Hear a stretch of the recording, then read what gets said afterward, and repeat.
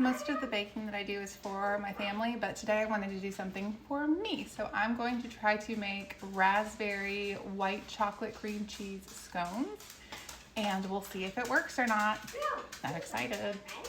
I started by preheating my oven to 400 degrees, and then I measured out about 5 ounces of heavy whipping cream and 5 tablespoons of butter. It was frozen at the time, but I moved it to the fridge, and they both stayed in there to stay cold until the last minute.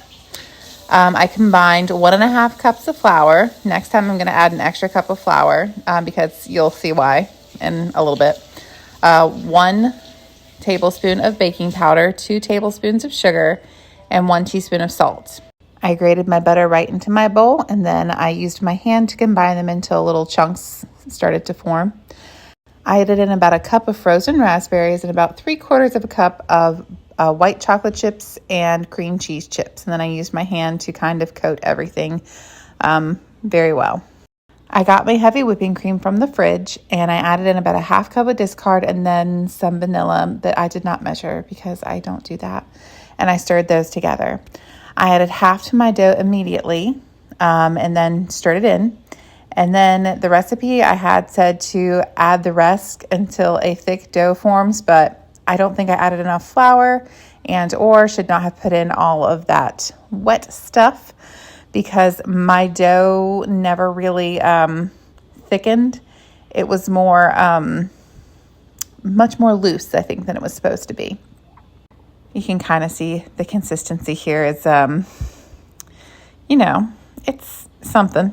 It's something. I divided my dough in half and tried to form it into 2 6-inch-ish discs that I was going to divide into 8 equal pieces, but it was just not staying together, not at all.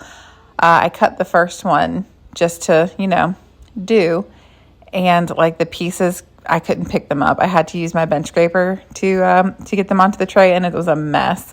So I decided to add in some extra flour to the rest of the dough, and it held up much, much better. In fact, when everything is said and done, you can tell which ones had the extra flour and which ones didn't. So just an adjustment to make for next time, but that's fine. Once that was done, I brushed the tops with some leftover cream, and then I added them to my oven for 9 minutes. At the end of the 9 minutes, I rotated my tray and put it in for another 9 minutes, and then it was time to come out. Some of them did not hold their shape, but they look pretty good. Okay, not awful. They all stayed together, so we'll take it. Come back for part 2.